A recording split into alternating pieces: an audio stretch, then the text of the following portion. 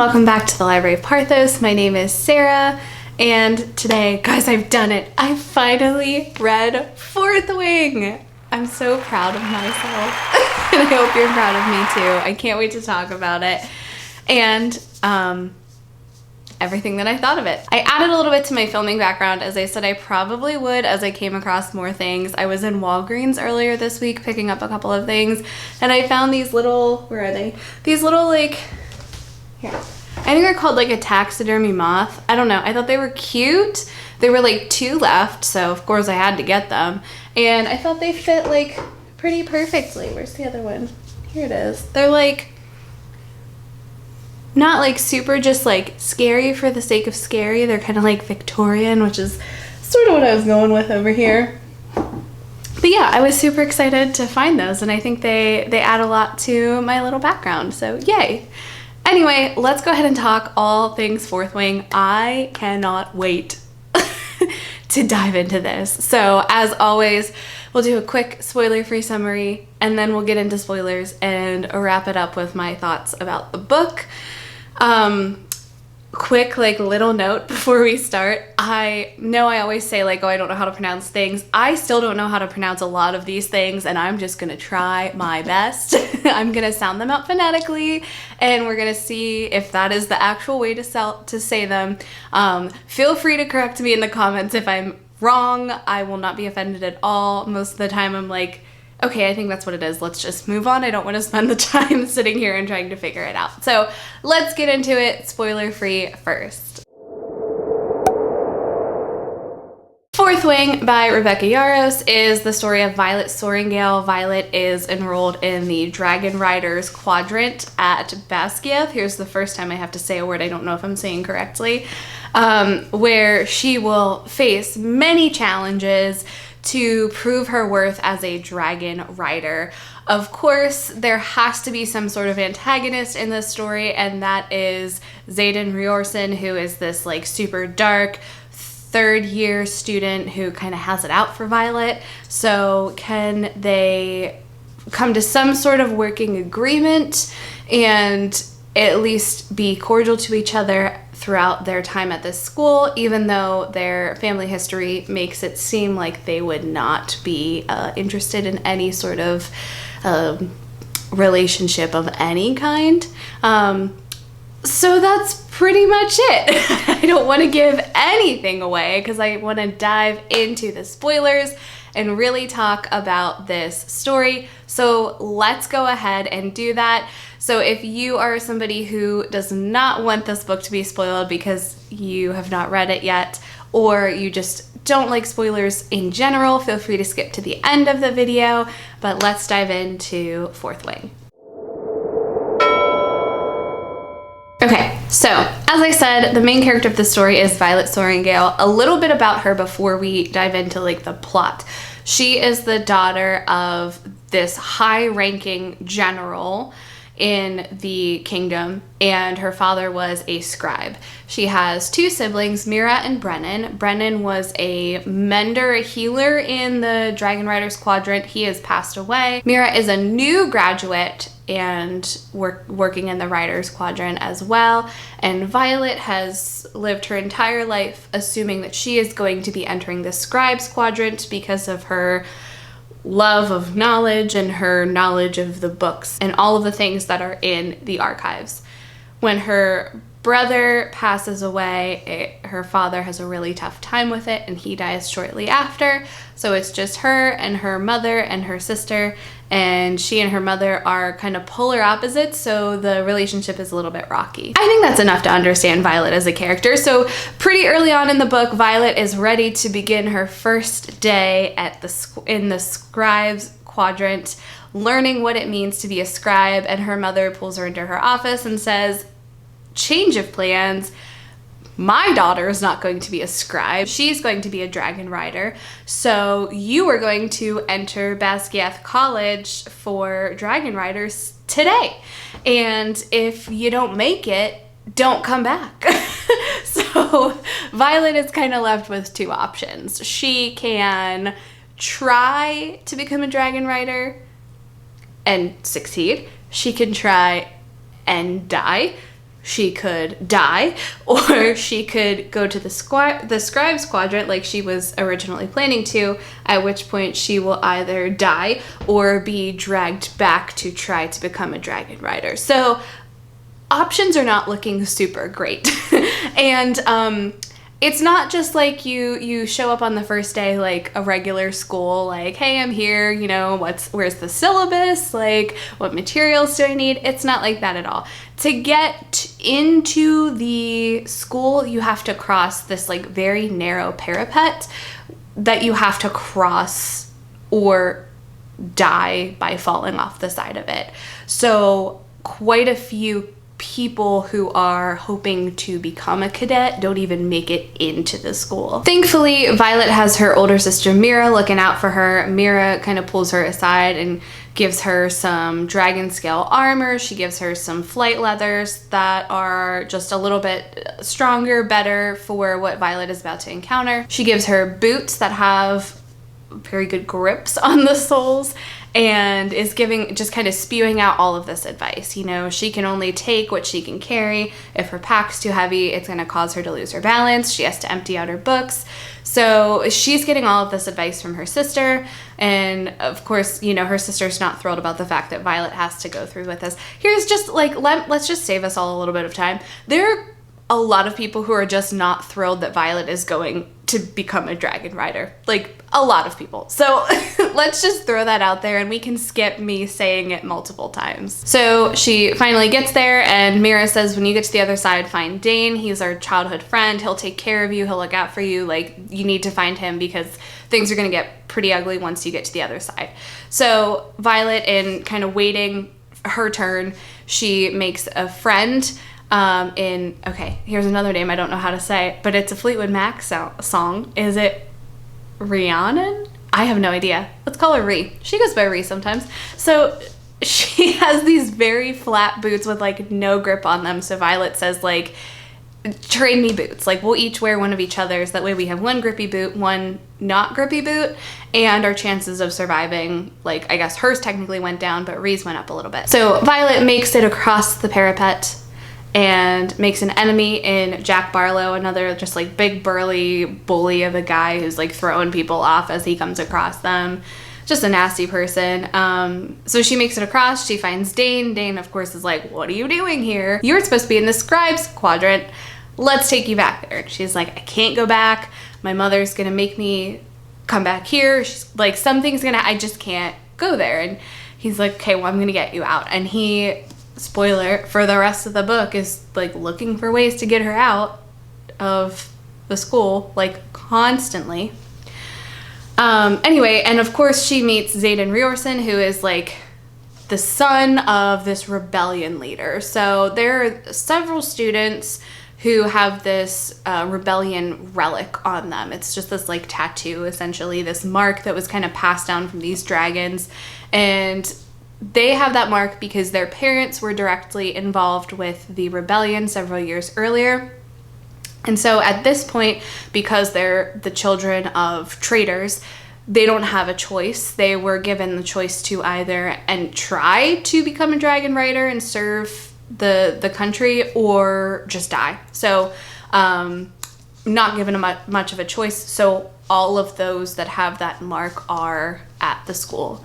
And Xaden Riorson is one of them. He is a third-year wing leader, and of course Violet ends up in Dane's section that he commands under Xaden's leadership as the wing leader of 4th Wing. That's where the name came from. If you're like me and you read a book, I'm always like, oh, that's where they got the name. So you're welcome for that little explanation. While they're at the school, there are several obstacles that they need to overcome and lots of different training that happens. So they are in this battle brief class every day where they're just kind of going over battle information, new information that has come from higher up in the ranks, kind of working through like planning and strategizing. They're also working on hand-to-hand combat and physical training.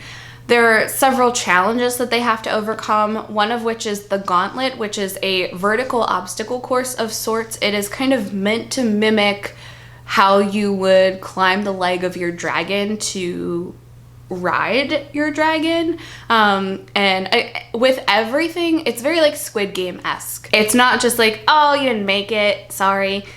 Like, it's like, oh, you didn't make it because you fell and you're dead. Like, everyone just dies. There's constantly, I can't tell you how many chapters start, or like somewhere in the chapter it'll be like, the list of names read off of the dead that morning was really long, or something like that. So people are dying all the time in their pursuit to become a dragon rider.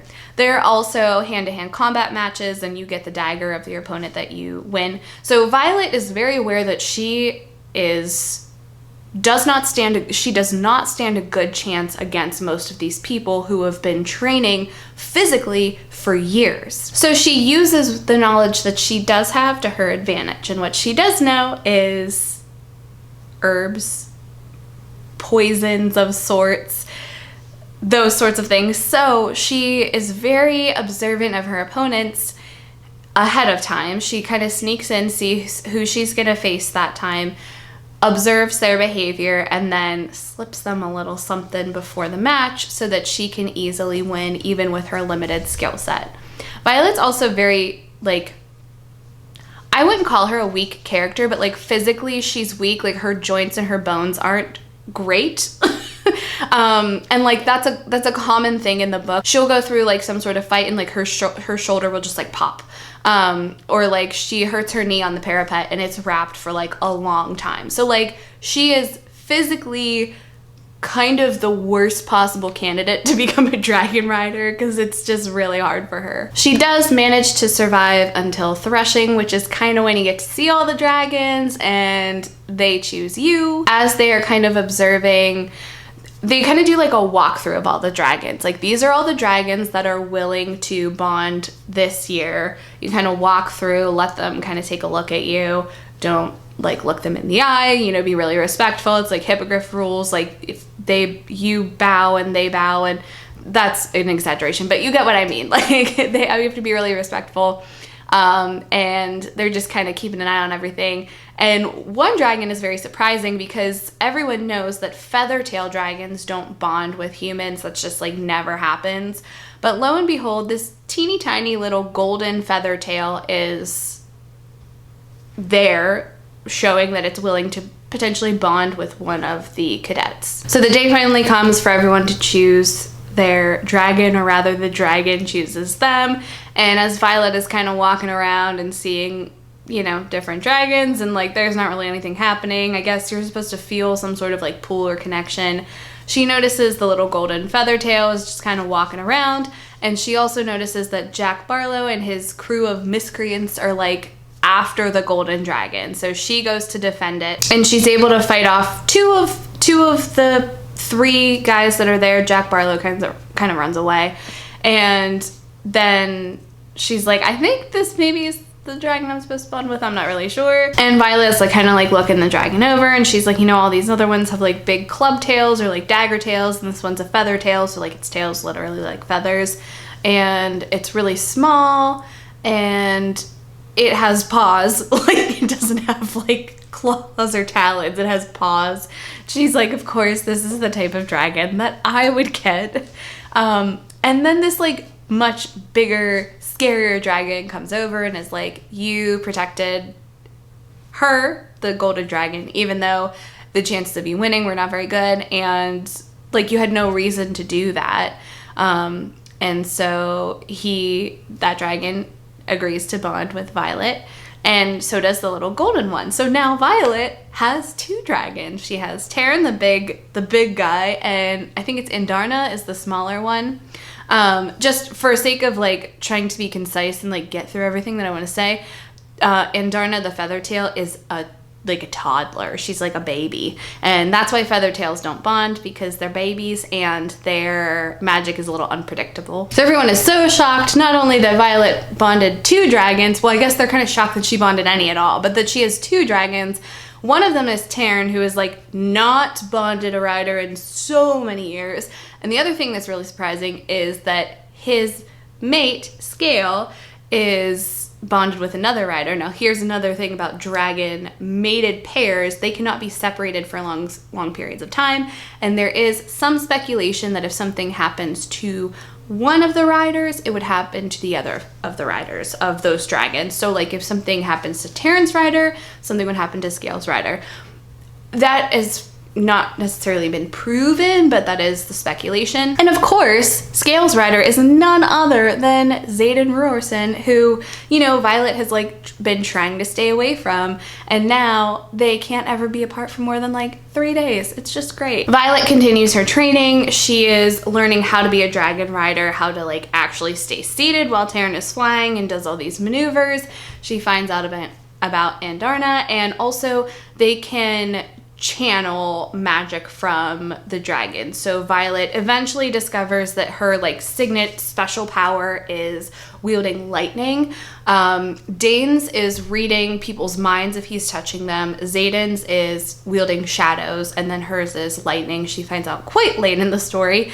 And also with Andarna's ability, she can stop time for a very short period of time. Xaden decides that, hey, since my life is tied with yours and you were almost killed, which probably means I was almost killed, I think you need a bodyguard. So he assigns his friend Liam to be Violet's bodyguard, and I loved Liam so much. So that's why I'm bringing him up. Xaden also decides that Violet needs more help with training, so he spends like every free moment training her, fighting her in hand-to-hand combat, like really working her to make sure she's in the best shape possible so she has the best chance of survival. Of course, because they're spending that much time together, things get a little romantic, as I'm sure you can figure out. Violet begins to trust Xaden. He kind of starts to let her in.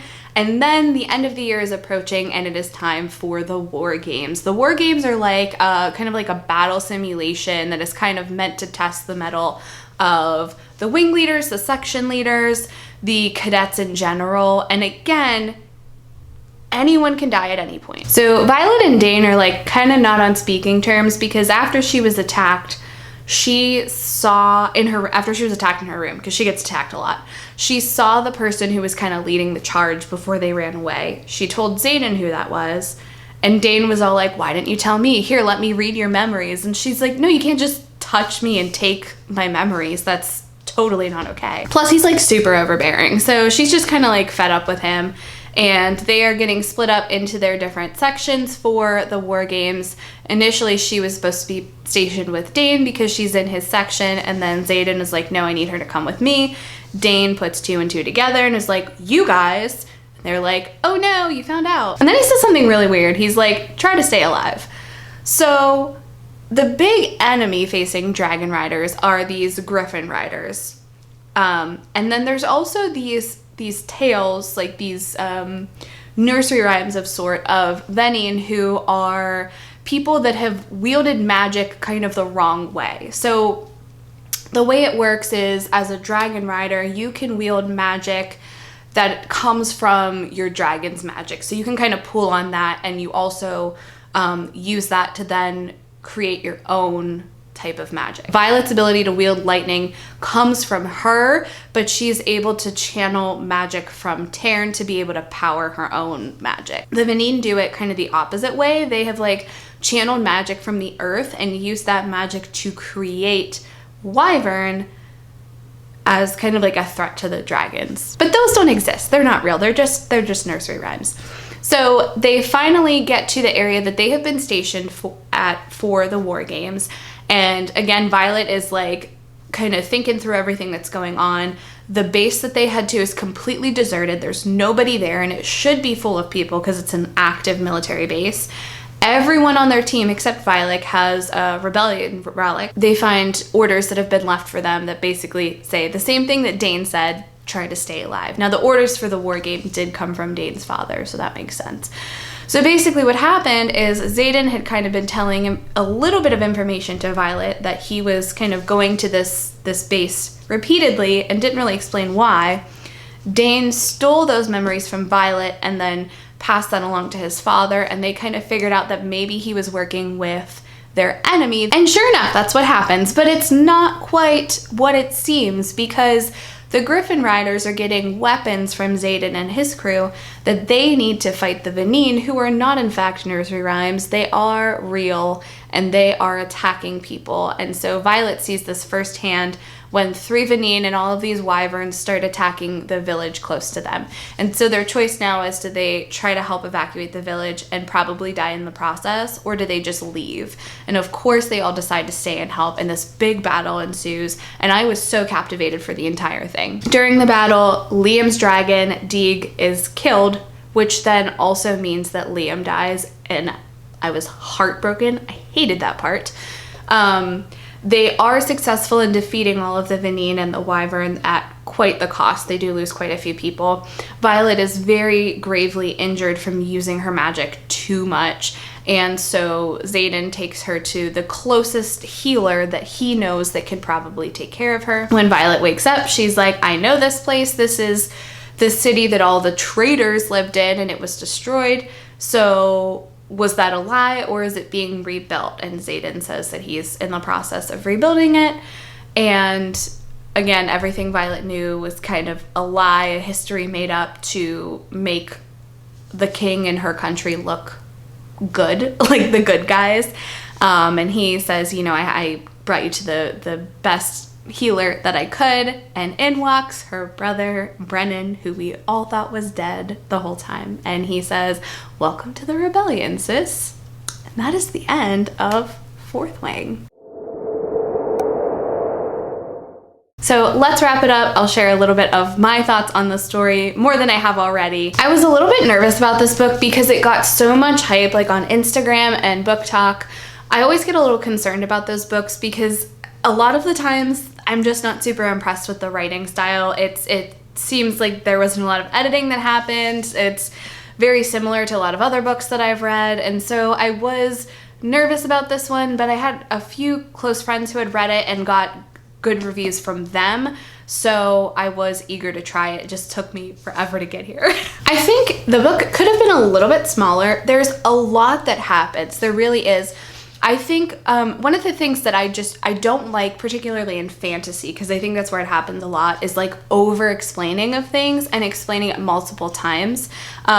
Because it's not like a show where like somebody can start watching halfway through and you have to kind of like call back to all the things that have happened before because they may not have seen it. Like, nobody's gonna start the book here. That's just not gonna happen. So I don't feel the need to constantly be like, Violet couldn't wait to channel. That meant pulling magic from her dragon, like on page 200. Like that was not an example of something that happens, but I do feel like there was quite a bit of like over-explaining. I feel like Sarah J. Maas is like the queen of over-explaining. Like every time I read one of her books, I'm like, yes, I get it. I was there. I remember when it happened. And this one wasn't as bad, but that was something that kind of irritated me. I loved Violet and Xaden as a couple, because something else that I don't like about fantasy is I feel like a lot of times we don't get to see the couple like actually get to know each other. It's just super random, like, I knew I wanted you the moment I saw you. Okay, well, like, what was it that was compelling to you? Because like, and then there's no like, they don't spend any time together, and then it's just like, you were in love with me the whole time? I had no idea. I'm in love with you for undisclosed reasons. So I felt like we did get a more of a glimpse of them getting to know each other. Like, they can do this like telepathic talking thing, and there are a couple of times in the book where like they're on the fighting mat and Violet will just be like, what's your favorite dessert? Like, what's your favorite food? Answer a random question about yourself. I did feel like the I love you confession came so early though. Like, I feel like that didn't need to happen in book one. We would have understood without it. Because it kind of felt like they were becoming like good friends, and then things were getting a little heated, and then Violet was just like, I'm so in love with you. And he was like, okay, I don't know what to do with this. This is a lot of emotion for me to process. And I felt like that just came like so fast. It's been a while, I think, since I've read a book with some sort of animal companion. So I thought Terran and Andarna and Scale and all of the dragons that we got to like see their like personalities were so cool, and I loved it so much. And let's talk about Dane, because I really feel like Dane might be the new Tamlin for me. Because initially, I'm not gonna lie, I shipped Dane and Violet from the beginning. And I didn't think they were endgame, but I wouldn't have minded a little action before she ended up with Xaden, because I just knew that like that was what was going to happen. They kiss one time, and he is just like the most like overbearing and like doesn't really care about like the growth that she's made, who she is as a person, what she wants. After everything that happens, he's like, come on, let's get you out. I can get you out right now. And she's like, I don't want to leave. I am proud of myself for how far I've come. I'm working really hard. My mother's not going to allow it. And you just need to like believe in me a little bit. So I thought he was like kind of the worst. And at the end then, he read her mind without her consent and just gave that information to his dad and tried to have the person that she's connected to killed. So like, which probably would have killed her, because we're not sure how that works yet. Dane was not my favorite, but I loved this book. I have the second book. I'm looking at it right now. It's on the floor, like right across the room from me. And the third book, I believe, is coming out in a couple of months, I think. So I am really excited. Now, I have heard that the second book people didn't like as much as the first, which I think makes sense. And I have specific comments that I've heard is that like it needed to be edited down a little bit more. So I am interested to see, knowing that I had an issue with like the over explaining in this one, is that going to be a major concern in the second one? But we will find out together. That is the end of this very long video. Thank you so much for watching. Don't forget to like and subscribe, and I'll see you guys soon. Bye.